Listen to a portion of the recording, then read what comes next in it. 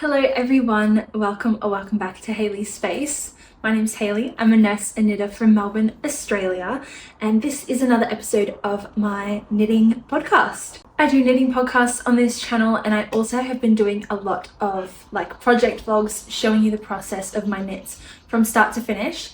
So if that's something that interests you, feel free to hang around. Remember to subscribe if you haven't already, and give this video a like if you do like it. It helps me find other like-minded knitters and crafters like yourself to share my videos with.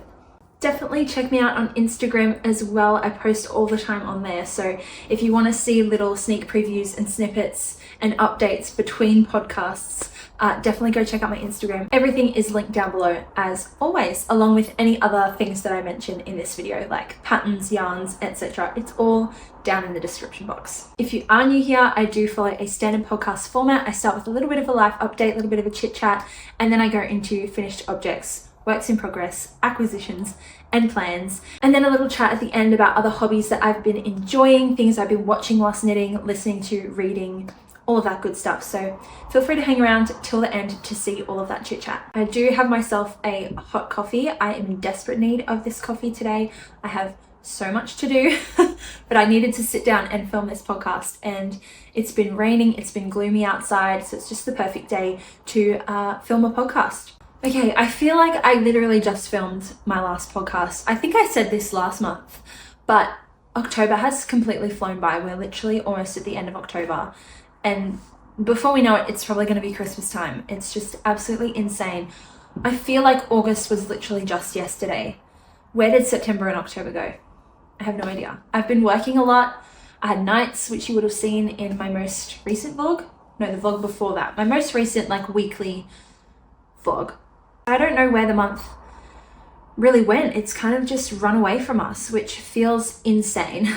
In saying that, I can definitely tell that it is spring. The weather is getting warmer. We've had a couple days where it's been mid to high 20s, and I can feel the summer vibes entering my body. I'm so excited. It feels Christmassy, which I know might be a little bit weird. I think most of you are from the US. I think a lot of you are from Australia, but quite a few people who watch these videos are from the US. So, you know, it's getting colder there. It might be snowing where you are, and that feels very festive. But for me, when the weather gets hot and it's those muggy hot days, I'm like, oh my God, it's Christmas time. Where's the barbecue? Where's the pool? Where's the beach? It's Christmas. And I'm very excited about it. I will be heading away this weekend. As you're watching this, I will already be on that trip.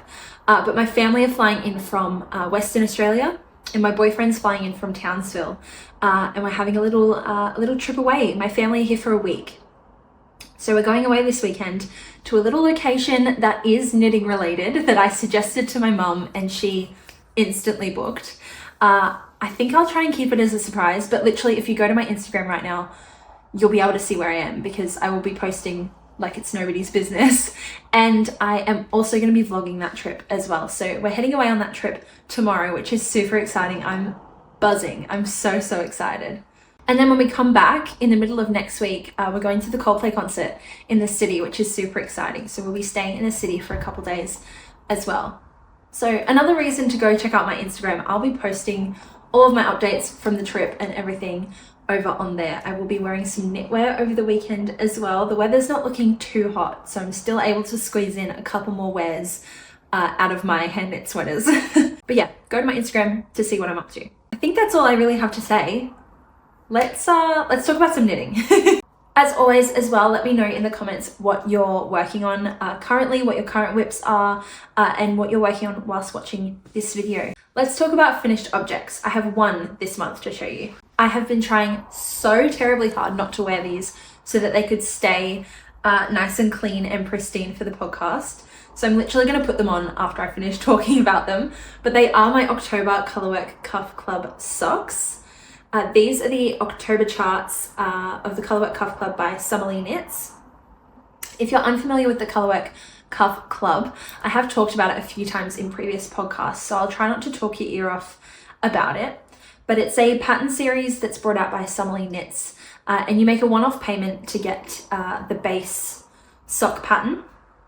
And then each month you'll receive an update of the pattern with a new colourwork cuff chart each month. So I think it started in August and the first chart was like a flower motif, which I've made one sock of. And then September was, I think it was like a gingham sort of patchwork kind of print with stripes all over, which I didn't knit up because I wasn't too keen on it. And I was really hoping that October was going to be something Halloween or spooky themed. And one of the charts was, so she's brought out 2 charts each month so far, which is insane because we're really only expecting 1 chart a month. So this month it was the ghosts, and it was also apples, which had stripes on them. And I obviously went with the ghosts because I have never knit up like a festive, spooky or Christmas themed sock before. So I knew that I wanted to do the Halloween spooky chart. So here they are. Now I did a whole vlog on these socks, so I'm not going to talk too much because it's literally, there's a whole 30-minute video about these socks. I will link it down below as well, so you can go check that out if you haven't already. But here they are. I'm in love with the yarn. So this yarn is Great Southern Yarns 4-ply fingering in the colour the brown pot. It's 100% merino. And I did have someone mention to me on my Instagram, I think, they were asking if I was going to reinforce the heels or the toes with any nylon thread or anything. And I didn't end up doing any of that. I just used the 100% merino for the full sock. In saying that, they do have a sock base of this exact colorway. So they have a, I think it's 75% merino, 25% nylon, I think. I'll correct myself if that's wrong. But yeah, that's their sock base on their website in this exact colorway. So if you did want to make these socks in this colorway with nylon included, they have that sock base available in this color. Now I did a 2x1 ribbed cuff, which is what's featured in the pattern. And I used a 2.5mm needle all over. The pattern suggests that you switch between a couple different needle sizes. I think it's a 2.25 and a 2.75. Again, I'll correct myself if that's wrong. But I just used a 2.5 all over. I did that for my August socks as well and had no problems at all whatsoever with like fit or gauge or anything like that. And the ribbing still looks really clean in the 2.5. The white contrast color that I used for the ghosts is Pattern's Baby Yarn 100% Nylon, which is a fingering weight yarn. But I found that it was a lot less dense than the Great Southern Yarns, so I decided to hold that double for the ghosts. And I much prefer how that came out. When I was stretching the socks, when I was knitting them up, the first time when I used a single strand of the contrast color, I found that it was just so see-through and just didn't look good at all. So I ended up holding it double the second time I knit these up. Now I realized I forgot to say, I did knit probably about to the heel of the first sock before frogging it back. And that was because I was using a single skein and the colors were pooling really weirdly. And I wasn't a huge fan. So I ripped it back and started again. And I'm really glad that I did because I started alternating skeins that time. And that's how I achieved this really beautiful striping of the colors that you see here. I think that's just absolutely stunning. And I'm so happy that I decided to alternate because I think it just makes these socks look so much more Halloween-y and so much more on theme. And shows off the yarn a lot better as well. Now for the faces of the ghosts, originally I was going to do duplicate stitch. The pattern features 3-stranded colourwork. But as you can see on the ghosts here, on some of the rows, you're literally using the yarn once for the mouth, for 1 stitch on each ghost. And I just wasn't keen on some 3-stranded colourwork for 1 stitch. And then I saw Knits by AJ was knitting up her version of these, and I saw that she was using her background, her main colour, for the faces of the ghosts, and I saw that idea. Thank you, Addie. I appreciate it because they actually look great. And it meant I didn't have to weave in a bunch of ends. It meant that I didn't have to hold 3 colours for the colourwork for just 1 stitch. And I think you can still see the faces. I don't think it really, I don't think you lose the look of them at all. So it is a slip stitch heel construction, heel flap with a just like a regular gusset. I don't know if it's a German short wear, I don't really know, but just yeah, regular slip stitch heel flap and gusset with the gusset decreases. And I'm in love with this pattern. This is my favorite by far vanilla sock pattern. I think the way it's written is so clear, especially for beginners, and it's designed, and I guess the numbers are planned out in such a way that it's perfect for magic loop. Your stitches are divided on your needles in a way that means you don't have to make adjustments when you get to the heel or the toes. They're simply in the order that you need them to be. You don't need to like suddenly knit across 6 stitches to change where your beginning of round is, which is what I've experienced in other knitted sock patterns. So really in love with this pattern, and I would suggest even just paying for the Cuff Club pattern just to get the vanilla base sock pattern as well. So yeah, I'm really proud of these socks. I forgot to say as well, there's a wedge toe, which I love doing. I love doing the Kitchener stitch at the end. It feels like magic. Like suddenly you have a closed sock. It's just, yeah, absolutely love it. And these socks look great. The yarn is super duper soft. As I said, it's 100% merino, so I don't expect them to wear super well, but A, they're festive, so I'm not going to be wearing them all year round anyway, and B, I am going to use these as just at-home bed socks. I don't usually wear my socks, hand-knitted socks, out and about, so these are just going to be at-home comfy cozy socks to keep my feet warm. Now, I did make my own sock blockers, but I didn't bring them with me, so I will include a picture somewhere of the sock blockers that I made, and I will link the website for the tutorial that I used down below. I did make a set of sock blockers, I think last year maybe, using the method where you trace your foot and then cut out the cardboard that way. I do not recommend that at all whatsoever. You'll get a really ill-fitting sock and a really poorly designed sock blocker. I would follow the tutorial that I link down below. It features a paper template, which is in accordance to different sizes of, I guess, foot. And you can adjust the length and different areas of the sock blocker based on the size of your particular foot. So you get a much more tailored custom fit sock blocker that actually has the shape of the foot rather than just being like that, if that makes sense. So yeah, I use those to block these socks and they're perfect.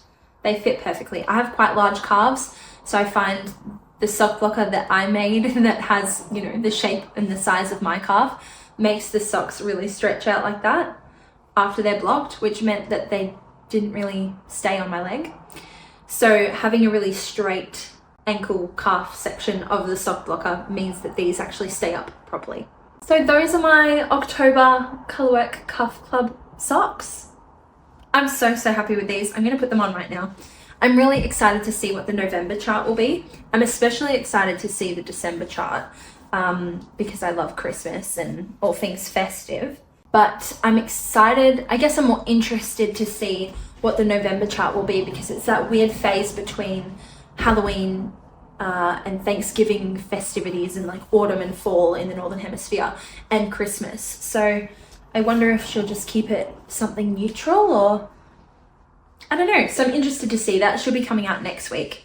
It's on the, I forgot to say, it's on the 1st of every month the pattern gets released and sent to you if you've already bought the pattern. Yeah, that's my only finished object for this month. Let's talk about works in progress. I'll start with the one that gave me the most grief this month. If you watched my week of knitting vlog, you would have seen me working on this. And you would have seen as well that it gave me a little bit of wrist pain. This is my mini mock neck tank. Whoa, it is so blown out. Oh, I'm so sorry for how that looks on camera. It's my mini mock neck tank by Jessie Made Designs in this bright white color. The yarn is Anette Erikson Eco Cotton in the color white. And it just glows. That's how you know it's a pure white. It just glows on camera. So I'm knitting this up using a 3.5mm needle. And as I was saying, it was giving me some grief because it was causing me to have some left wrist pain.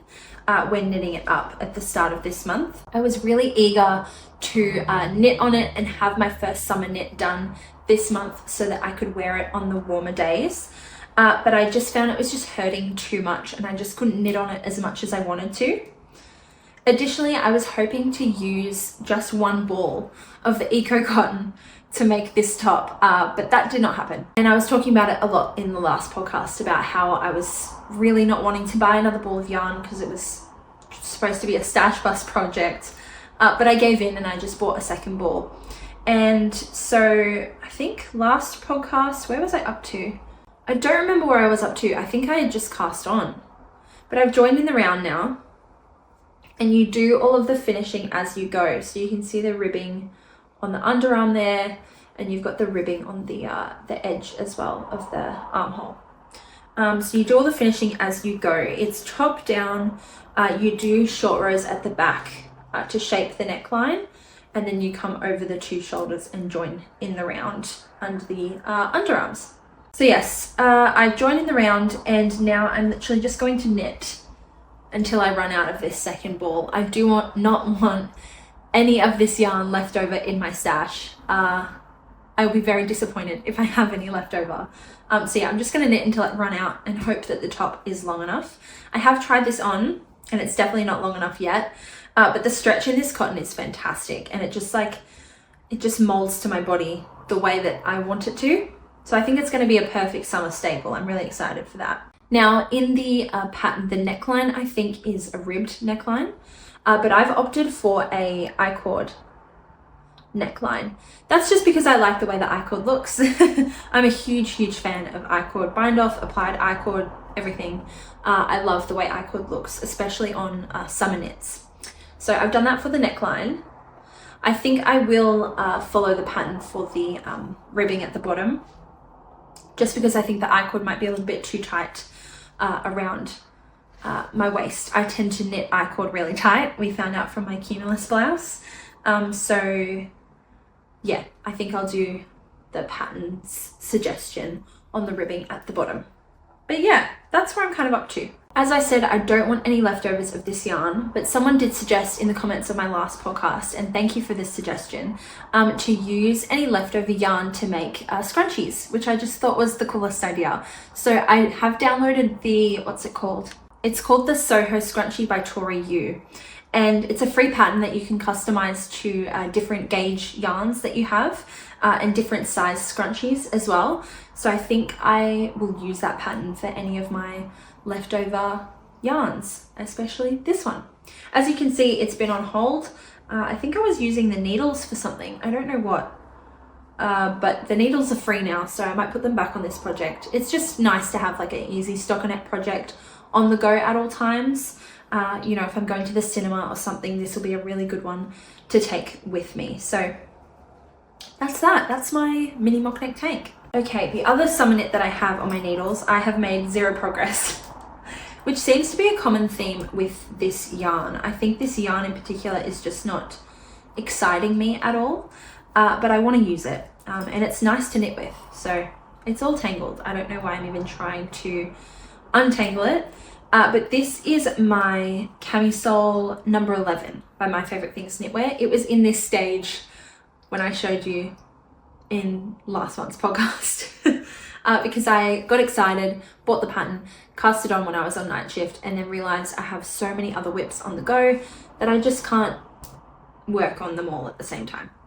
So I've done one row of this camisole. This is Moda Vera Shadow 8 ply. And the colorway is navy print. This is from Spotlight.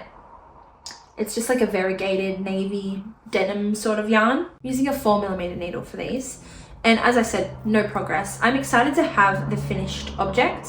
I think it'll look really beautiful, especially in summer with like a pair of white linen pants. But until I have some of my other big whips off the needles, this one I think is gonna lie dormant just for a little bit. The yarn is really soft and really nice to knit with so far. I have no complaints about that whatsoever.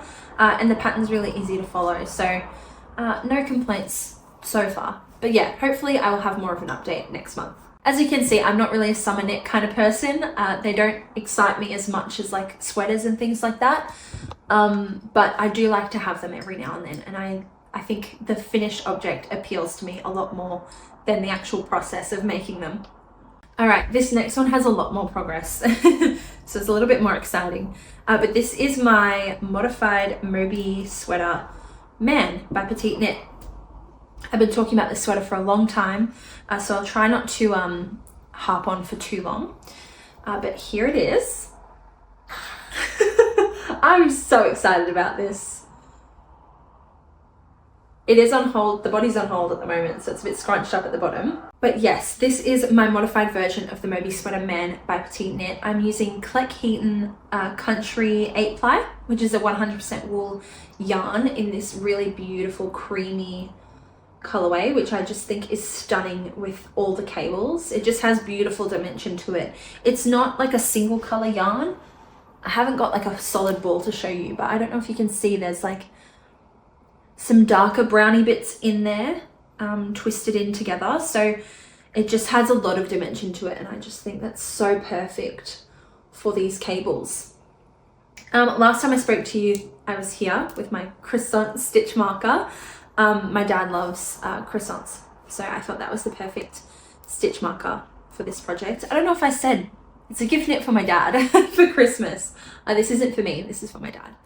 And I'm knitting up, I think it's the 4th size, because he wants to have 0 positive ease. He wants ease at 0, and his bust measurement is the same as mine. So yeah, I was on the front panel. I have now joined in the round, worked a fair amount on the body actually, and then I did the neckline. I did a 1x1 rib for the neckline because I want it to just be like squishy and plushy, and I did it as a double folded collar, and I did 23 rows for this neckline and then folded it down because my dad wanted it to be quite tall and quite like thick, if that makes sense, and squishy, and I think that perfectly matches the vibe of this sweater. I think he was on the money with that one, and he's really happy with the length of that.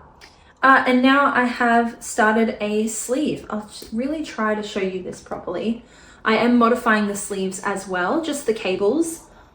Can you see? I think you can. So I did cast on extra stitches under the underarm because I knew I wanted to add more cables to the sleeve, which meant that it would cinch in a little bit more. And so then I have done 2 twists here and here, and then I'm doing, I don't know what kind of cable this is, where it like points in all the way down, if that makes sense. And then 2 twists again with the double moss stitch all the way around the sleeve, and I just think that's going to be gorgeous. He had a couple inspiration patterns or photos for this sweater, and one of them featured that cable that goes like this.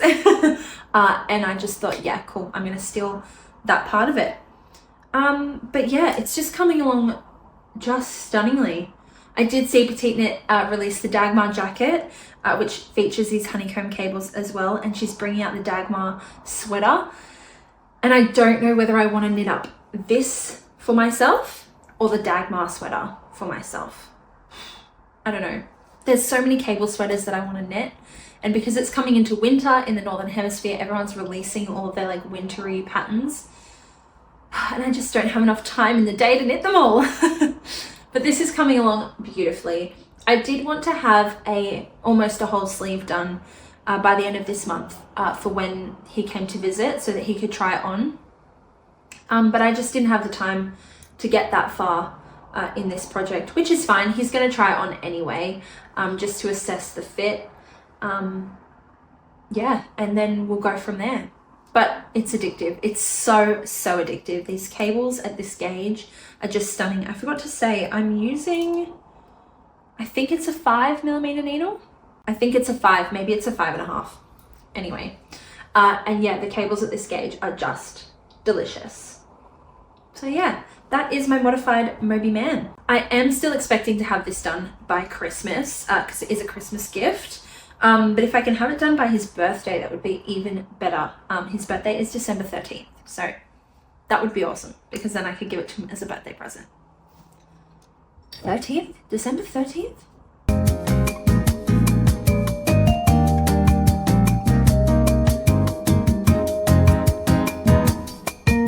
some reason I'm forgetting my dad's birthday. I have it tattooed on my arm. I have never once in my life forgotten my dad's birthday. Yeah, 13th. Oh my God, the panic. This tattoo came in handy finally. Oh my God, he's gonna watch this and he's gonna be so disappointed in me. I'm sorry, Dad. I love you, I promise. Sorry for the lighting shifting, by the way. I am using natural light and I think the sun's just gone behind a cloud. So if the lighting shifts and changes, I apologize. But we're working with nature, what can you do? Okay, my next whip is another sweater whip, which you will have seen in the last podcast as well. But in the last podcast, it wasn't really much at all. And now we pretty much have half a sweater. So this is my 1031 sweater by Ozetta. And last time I spoke to you, I was on the back panel where the dinosaur stitch marker is. I forgot to move my stitch marker on my moby. Hold on. I want to start doing this with all my knits on my podcast. I think I mentioned it last time. Inspired by Ali from this Little Drops of Wonderful. I don't know whether I should put the marker on the body or on the sleeve. I'm hoping to at least have a sleeve done by the time I next see you. So maybe I'll put it on the body. Oh my God, I got my nails done yesterday and I'm trying to remember how to live life with nails. Marker has been moved. It's on the body. Okay, back to this one.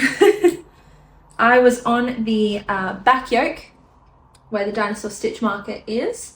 And since then I finished the front panels, joined in the round, added a neckline and an entire sleeve. You might have seen some of that in my week of knitting vlog that I put out last month.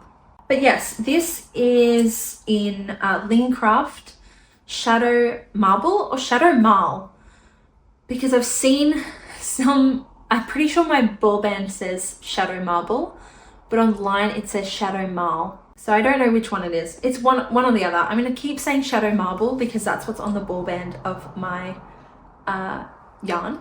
And I'm using a 6mm needle all over for this one. I think I definitely used a 5.5 for the neckline, just to make the ribbing cinch in a little bit and make it look a little bit neater. It is a drop shoulder sweater with a split hem and quite long cuff ribbing, which you can see here. And yeah, I've made some pretty significant progress. I've been enjoying having a stockinette project on a larger gauge to knit on. It's just been really refreshing for my brain after doing colourwork and cables and really tight knit things. It's nice to have something that just knits up quickly and easily. So I think first I will address the stripes that this yarn makes. I was hoping that at a larger gauge and over a larger project, I would like it more, but I don't. So I did attempt to alternate skeins, which is what you can see on the front here, with these thinner stripes, and that didn't help. So I have come to the conclusion, even though a lot of people have told me that they like it and it's nice and the striping's kind of cool, I don't think I'll wear it. I really don't. I don't think it fits in with my wardrobe and what I usually like to wear. I don't think I will pick it up and put it on if it's in its current state. So I have decided that I want to over dye it, but I've never over dyed any knitwear before.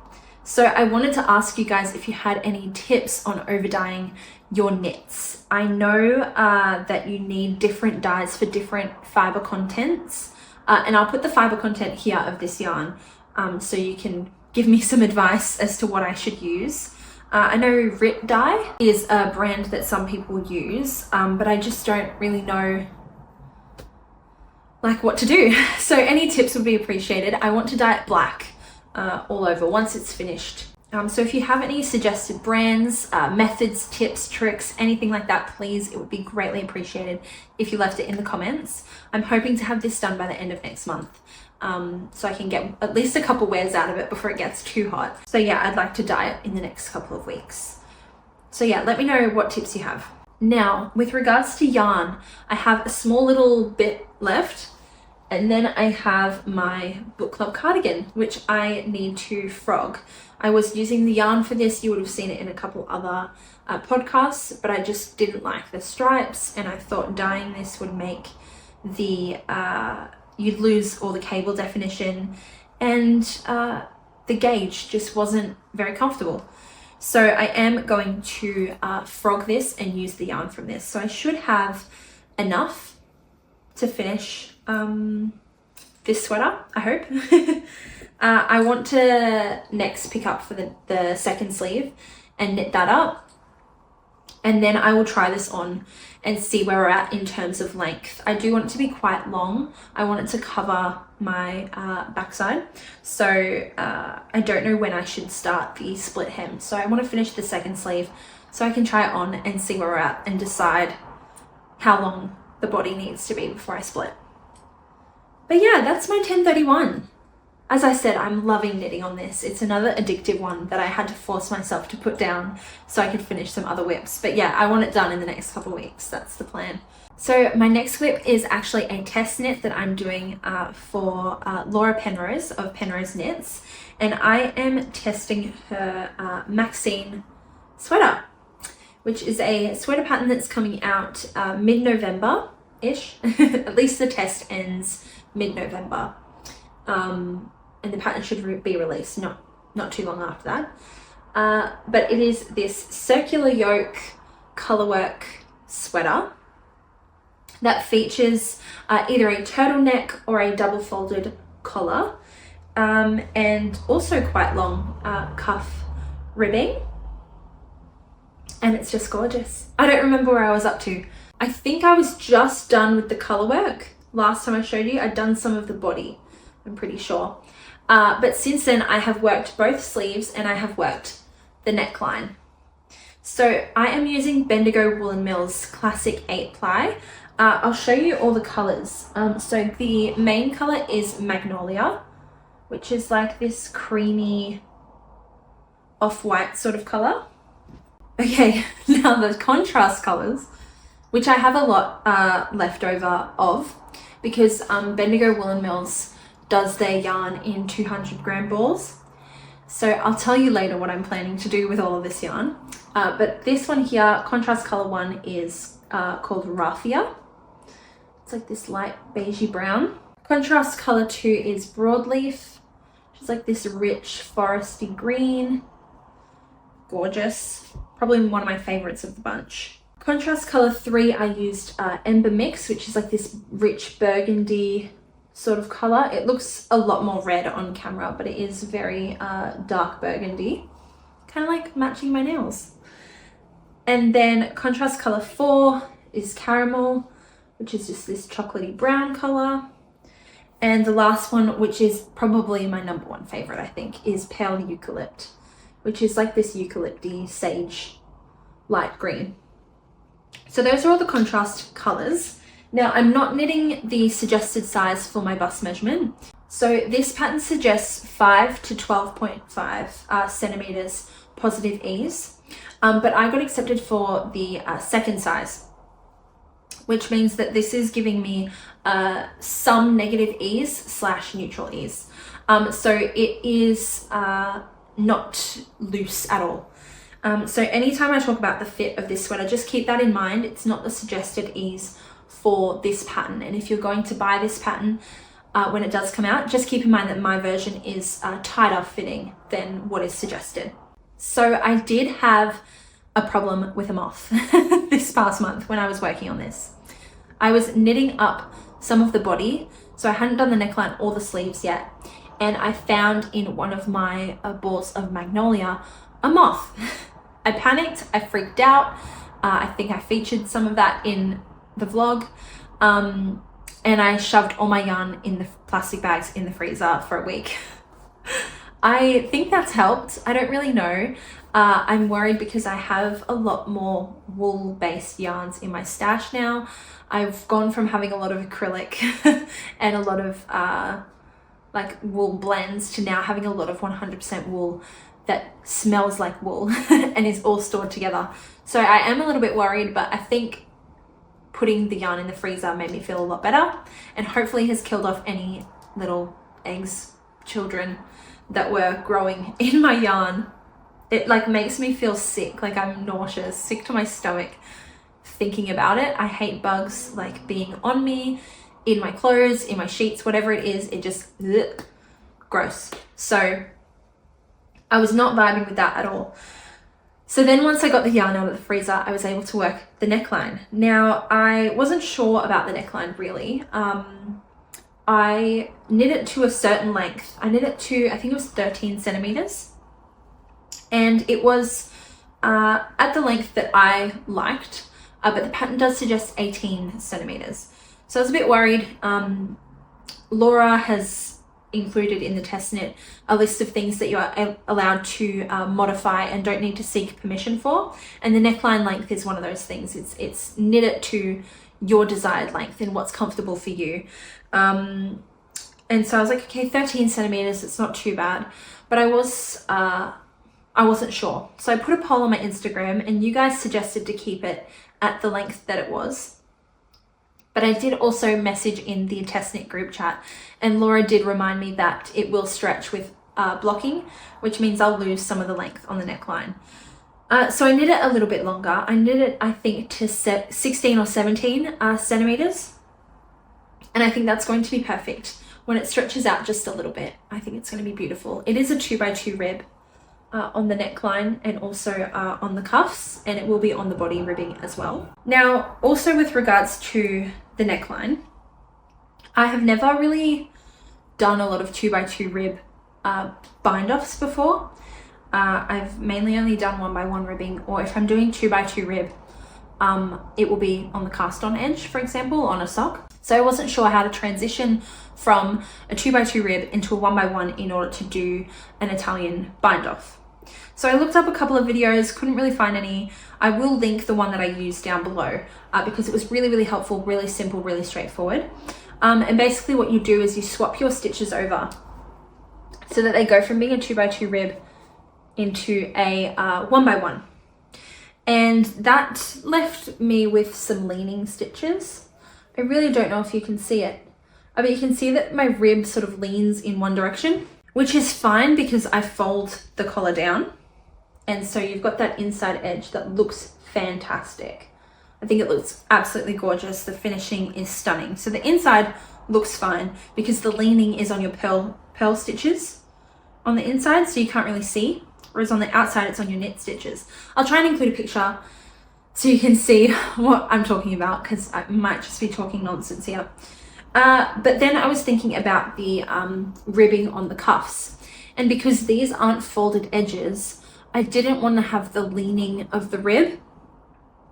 And so I was trying to think of different methods, and I was trying to Google a lot of different methods. There's not a lot out there. And I just thought, what would happen if I did one row of 1x1 rib and then tubular bind off?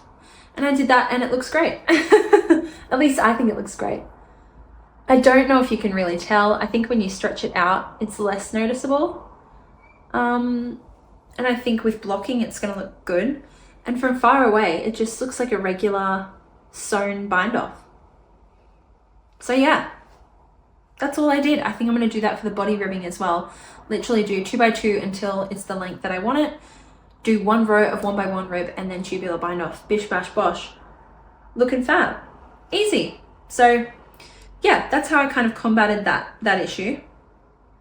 And yeah, I think it looks great. Really, really happy with how this sweater is coming out overall.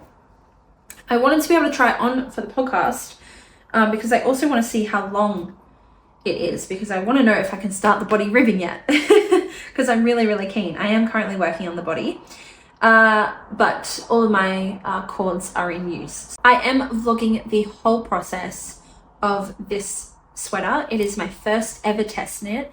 I've learned so much through this test knit, more specifically with regards to what's actually required of a test knitter. And I've also learned that, I guess I've learned a lot about myself as a knitter. I've really solidified the fact that I hate frogging projects, and that's not a great quality for a test knitter to have. I've also learned that I want to start being a little bit more measured and precise when it comes to my gauge.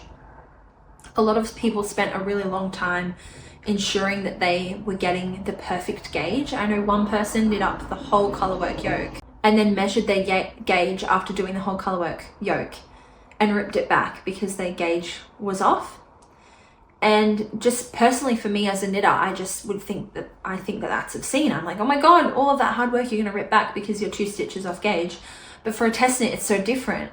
And so I think for other test knits going forward, I really want to be a lot more precise and a lot more thoughtful with things like my gauge and things like that. I'm way too far in now to rip this back and be like, I'm off gauge by a centimeter. I haven't measured it. So I really don't know.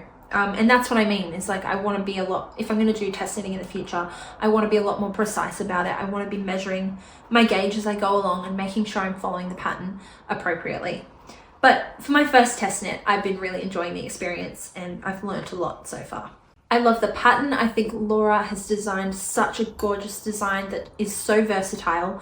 All the different colors are so stunning. All the different versions from the test knit are just glorious. So I definitely highly recommend that you get this pattern when it comes out. My vlog should be coming out hopefully just before the pattern is released. So you should see this finished project just before the pattern comes out, and you can decide for yourself whether you want to knit it up. But I just think this is the perfect Christmas sweater. If I was living in the Northern Hemisphere and it was snowing on Christmas Day, I can just imagine myself tucked up with a little Bailey's hot chocolate, watching the Polar Express, like living my best cozy life. So yeah, absolutely loving it. And that's my last whip. That's crazy. That's how we're chugging along. I feel like last month I had a lot of whips to show you. I don't know where they all went. I know I do have quite a few projects on hold. Petal drop socks haven't finished. My August colourwork cuff club is still only 1 sock, but it's fine. That's the life of a knitter, right? Now, what I do have to talk about is acquisitions, because I spent some money. It is my birthday month. I've treated myself to some yarn, and so yes, it's for my birthday. So the first acquisition that I have to show you, I featured in my most recent vlog. I wanted to knit up a blouse number 1, so I went shopping for some cotton yarn and I bought some, but I didn't get gauge with it. I was supposed to return it to Spotlight, but I just haven't had the time, and so now I think I'm just gonna keep it. I've paid money for it, I might as well just keep it. And it is Made with Love by Lion Brand, in the color Lychee White, the cottony one. And this is Tom Daley's yarn collaboration with Lion Brand. Tom Daley is the Olympic diver who was knitting at the Olympics, well, 2 Olympics ago. And then this most recent Olympics, he was knitting up a sweater using his yarn in collaboration with Lion Brand. So I bought 3 balls of this thinking I was going to make a blouse number 1. I don't know what I'm going to make with it now. Maybe a bag. I'm not sure. As you can tell, I'm not a huge summer knit kind of girly, so I'm not sure what I'm going to do with 3 balls of cotton, but this yarn is really accessible, so if I need to buy more, I'll just go buy more. Any excuse to go to Spotlight is a good excuse.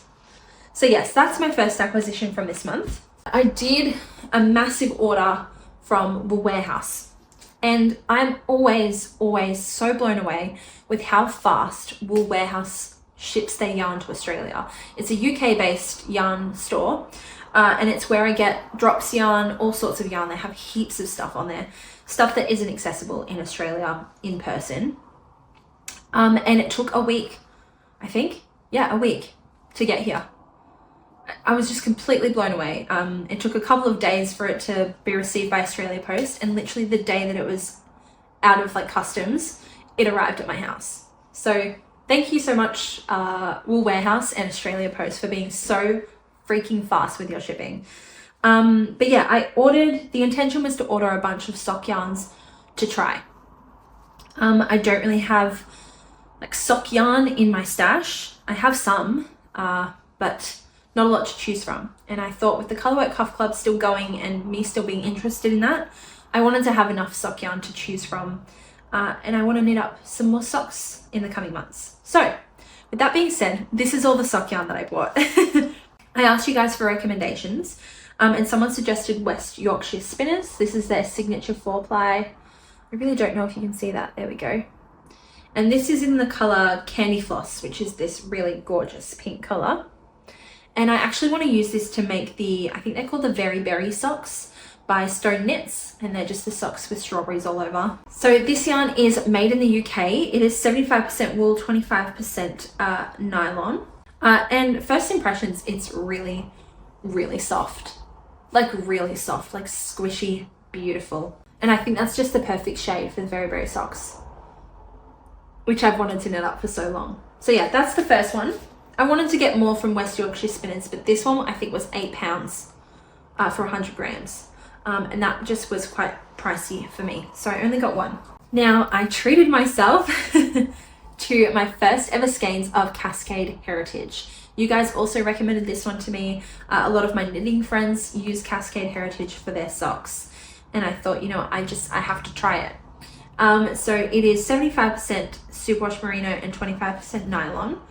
The first color I got, there's only color numbers, but I'll put all the links down below as well and the color names. But this is color 5609, and it is this chocolatey brown color. Really, really gorgeous, dark brown. I was looking through all of the brands that I wanted to try, West Yorkshire Spinners, Drops, all of that, and just couldn't find this rich chocolate that I wanted, but Cascade had it. So that's stunning. That's 100 grams, I think. Where are we? Yeah. So it's 400 meters in 100 grams. Just gorgeous. And on first impression, it's also incredibly soft.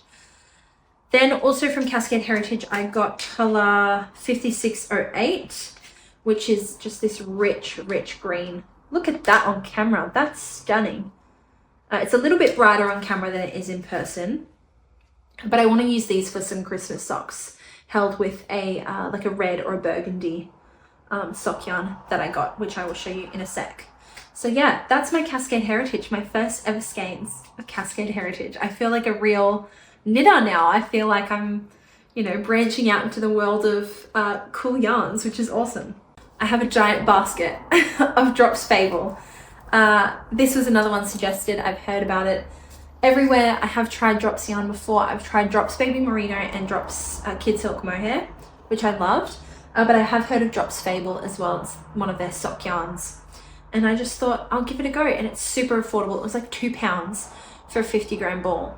So I just went for it and I bought 2 balls of all these colors. Again, these are all just color numbers, but they do have names. So I'll put them on the screen or link them down below. Drops Fable, it is, what are you? 75% wool, 25% polyamide. And it's 205 meters in 50 grams. So first one is color 107, which is like this dark blue navy color. I was thinking of using these to make some colourwork socks for my boyfriend. Like kind of festive Christmassy vibes, but not too overly Christmassy. I think if I knit him up like bright red and green Christmas socks, he wouldn't wear them, but he wears a lot of blue and navy. So I thought that would be perfect. I got 2 balls of color 101, which is like this beigey brown, light brown sort of color. Now this is the red color that I want to use for my Christmas socks. This is color 113. Beautiful burgundy red, again, matches my nails. And I love it. Perfect, I think, for Christmas socks. I'd love to hold this with like a white or a gray to make myself a matching pair with my boyfriend. I'm thinking like Nordic Fair Isle kind of vibes. Now that's not quite the red that I want for my Very Berry socks. So I think I may need to order some more of like a vibrant cherry red. I was going to get some, but I thought, oh, I'm getting the Drops Fable red yarn anyway, but that's a lot more burgundy than what I want it to be. I want like a very bright cherry red to go with that. So I see more yarn ordering in my future. This next one is color 114. It's like a variegated sort of gray color. I can see like a cabled sock in this yarn. I think that would just be so beautiful and so luxurious. Then I just got myself, this is color 100. It's literally just off-white, mainly for contrast colors. So for like the Christmas socks that I want to knit up, or the Very Berry socks just for the little seeds on the strawberries, that kind of thing. The last sock yarn I got was color 117, which is just a light blue, light sky blue. And this color made me think of Handmade by Florence. So I could see maybe some of her socks in this yarn in my future. So yeah, that's all the sock yarn. Then I got myself hopefully what will be a sweater's quantity of yarn. I got myself 12 balls of the Drops Lima. In what color is this? This is color 9015, which is like this heathered gray color. So it is, what are you, 65% wool, 35% alpaca. I love alpaca yarn. I want to work with alpaca a lot more, and so that's what I was looking for, was an alpaca, 100% alpaca or an alpaca wool blend. And I didn't really have a pattern in mind, but I knew I wanted like a sweater quantity of Drops yarn. So I was looking at what alpaca options they had. I was also looking on Ravelry at what projects people had knit up with their different yarns before. And I saw quite a few people have used Drops Lima to make an Ingrid sweater by Petite Knit. So I'm thinking that's what I'm going to do. I did not do any yarn math and I didn't check to see if they were using a mohair with this yarn for the Ingrid sweater. So this is definitely a next year cast on. This is not a cast on for this year. Woo! The wool's making me sneeze. This is not a cast on for this year. So I've got time to do some maths and also some planning and some gauge swatching to come up with a proper plan. But I'm thinking like texture, cables kind of vibe. So Ingrid or Storm sweater would be fabulous for this yarn. I don't have any grey sweaters in my wardrobe. So that's what this is for. It's for a staple grey sweater for myself. I am in a knitter's dream right now. I'm literally surrounded by yarn and it's bringing me a lot of joy. With regards to my plans for the rest of this year, I definitely want to finish up my Maxine pretty soon. I wanted to have it done for this trip that I'm taking this weekend, but life had other plans and that's fine. I'm not going to pressure myself to knit any faster or slower than I do. Also to finish the 1031 this month as well. But otherwise it's just Christmas gift knits. I've been saying this every month, I think since August, that, oh, I want to get a head start on my Christmas gift knits, and I still haven't. It's just, I got too many big whips on the needles, but I know what I want to make. I've bought the patterns, so I want to make a Maxine hot water bottle, and I also want to use Laura Penrose's pumpkin spice hot water bottle pattern as well to make up some hot water bottle covers for family. Socks as well, I'm really keen to knit up. Some mittens and things like that, a beanie for my brother, which he keeps asking me, when's it going to be done, when's it going to be done? And I said, well, it's a Christmas present, so you'll get it at Christmas time. But yeah, he's really excited to have that. Otherwise, hopefully the November and December Colourwork Cuff Club socks as well. Those are kind of my my immediate future plans. Okay, that's all of the knitwear chat. I'm going to move on to things I've been watching now. I will first talk about YouTube that I've been watching. I kind of haven't had much time at the end of this month to keep on top with YouTube and podcasts or watching and things. But there's some new people who I want to mention. First of all, I think I mentioned last month, and I also mentioned her before, Ali from Little Drops of Wonderful. She has a vlogging channel as well called This Little Wonderful Life. And she does Vlogtober every year and Vlogmas every year, I think, on that channel. And I have been absolutely loving her Vlogtober this year. It's so wholesome. It's just so simple as well. Her vlogging style really inspires me. I think I find sometimes I feel a lot of pressure to make my videos more aesthetically pleasing. And whilst that's nice for you guys to watch, sometimes I just don't have the time for it. And I have to remind myself that I chose to record my knitting when it's easy and convenient for me to do so. And so Ali's content, especially during Vlogtober, has been reminding me of that, is that only keep doing this as long as it's fun. And if it becomes a chore or feels like it's too much pressure, then it's not worth doing anymore. And Ali's really reminded me of that and really re-inspired me with regards to my channel. So I've been really enjoying Vlogtober and I'm really excited to see her Vlogmas this year. Now, new podcasters who I don't think I've mentioned before. Firstly is Beth or Bethany Glover is a British knitting vlogger, and she's also started doing podcasts as well. She's a seamstress, and yeah, she just makes such beautiful projects from like her own brain. She just comes up with these patterns and it's just like, yeah, I'm just gonna design it, which I just think is so awesome. If I had the brain for that and also just like the eye for fashion, I would love to design patterns, but I'm gonna leave that to more capable people like her.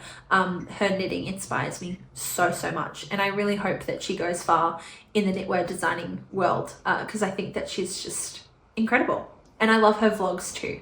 Again, that casual style of just like convenience vlogging, if that makes sense, showing you what I'm doing when I'm doing it because it's easy to do so. Also, I've been watching Natasha Crawford.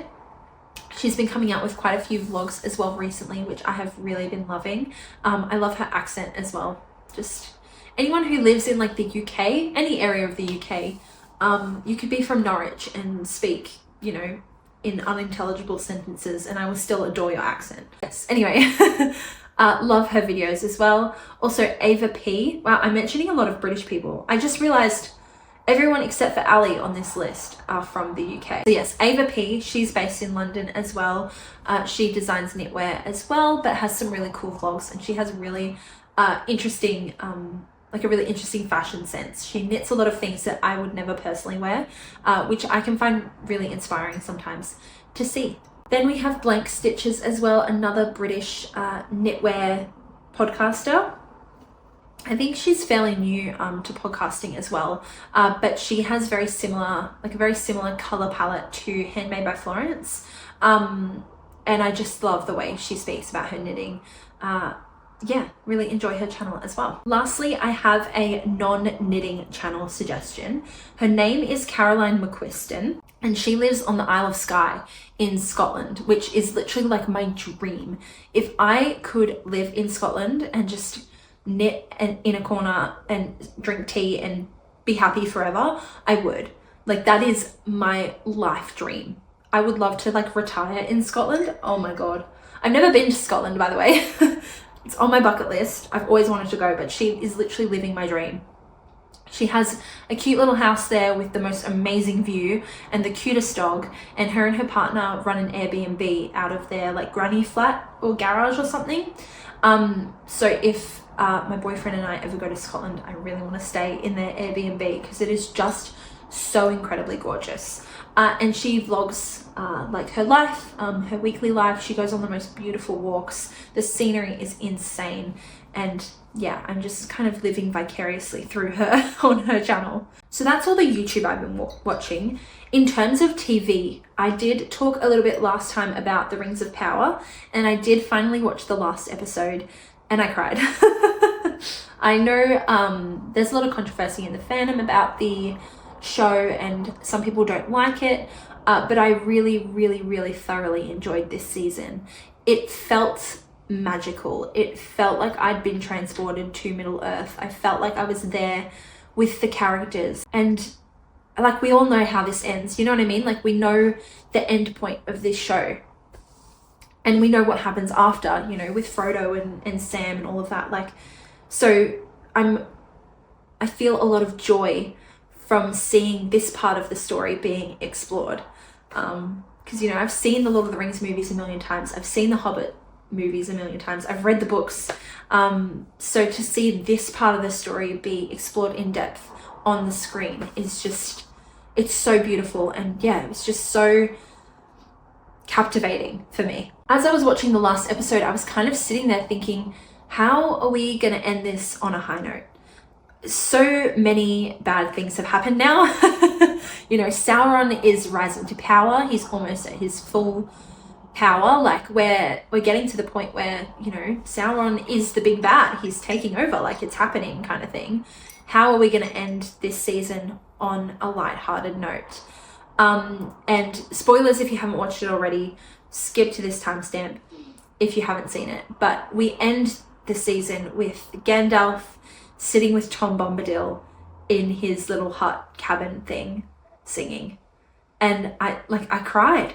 It was so incredibly beautiful and so moving. And it reminded me of, I'm getting goosebumps, but it just reminded me of like the main themes of Lord of the Rings and how even the smallest of people can make the biggest of difference. And that's kind of what Tolkien kind of gets at with Lord of the Rings. And it reminded me of the Gandalf quote, which I have written down because it's one of my favorite quotes of all time. This is from Lord of the Rings, and he says, "I found it is the small everyday deeds of ordinary folk that keep the darkness at bay, small acts of kindness and love." I just absolutely adore Lord of the Rings, the universe, the world that Tolkien has created, and I just think they're actually doing a really good job with this show to bring that energy and that feeling to the screen without having to, I guess, directly recreate something, if that makes sense, like directly recreating a book.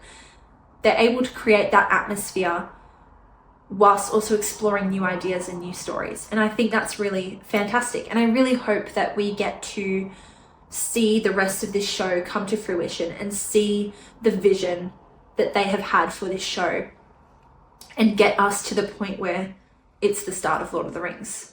So yeah, that's how I feel about Rings of Power. I talked a lot about it last podcast as well. I apologize, but I feel very strongly about Lord of the Rings. So that's my thoughts on that. As for books, I read a book this month. Well, who is she? Here I was thinking I could read 100 books this year. Didn't happen. But I actually listened to an audiobook this month. I have Spotify Premium, and I keep forgetting that you can listen to audiobooks using Spotify Premium. Fortunately, you get like a limited number of hours though, which I think is ridiculous. Like if I'm paying money for Spotify Premium, like I should be able to listen to as many books as I want. But anyway, that's fine. I listened to Kit McBride Gets a Wife, which is like a fluffy romance novel. It's set in the 1800s, I think, on a ranch in Montana. And basically this woman, Maddie Mooney, she is an Irish woman who is a maid for this like rich lady. But the rich lady abandons her in Montana and she gets stuck with Kit McBride. And, you know, hijinks ensue, love. It's very fluffy, it's very wholesome. There's literally no like smut. It's just basically romance. They don't kiss until like 70% of the way through. So it's very, very sweet. It's very wholesome. It's a short little book.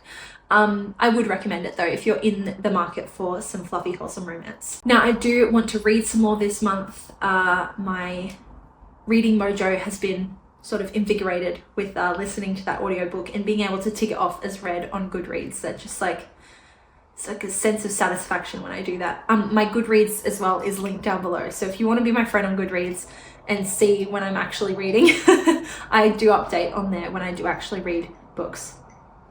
But I did say, I think it was in my August podcast, that I want to read Game of Thrones this year, or at least start reading Game of Thrones this year. And I use the app Libby for my audiobooks as well, which is a free app. And if your library is connected to Libby, then you use your library card to gain access to your library's catalogs of audiobooks.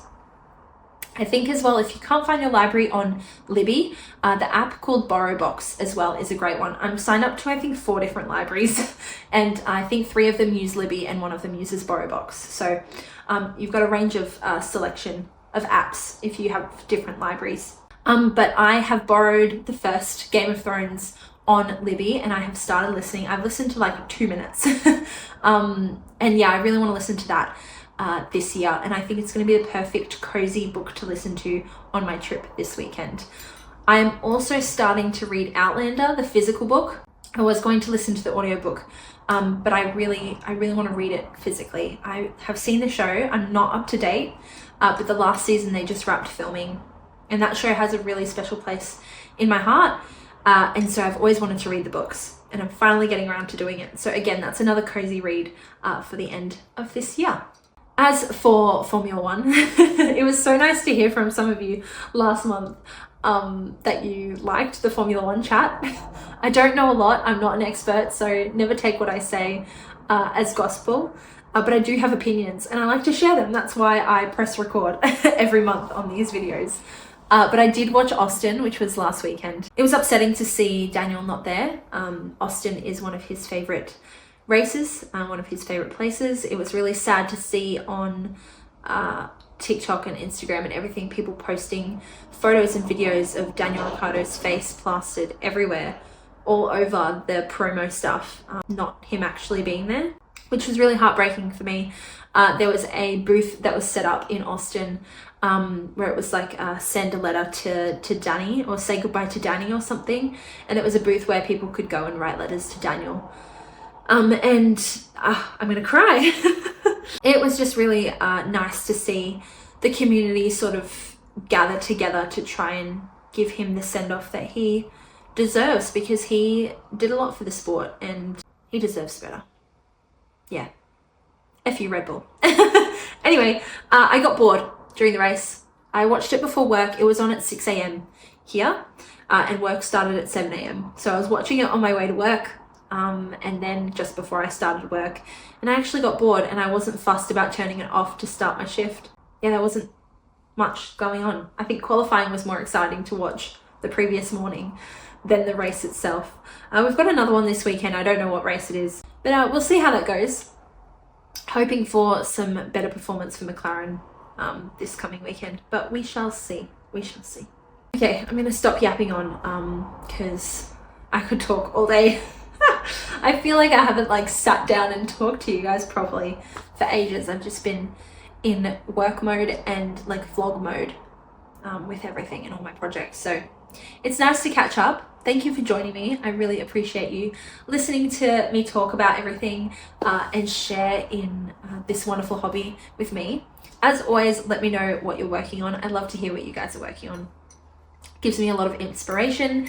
And also let me know what your favorite yarn is, because I am very much keen to try a lot more new yarns in the new year. You know, I've got all these new stock yarns to try, and also drops Lima to try for the first time. So I'm really open to trying some new things. So let me know what your favorite yarn is down in the comments below. Again, please subscribe if you haven't already, and I hope you're safe and well wherever you are, and I'll see you in my next video. Bye.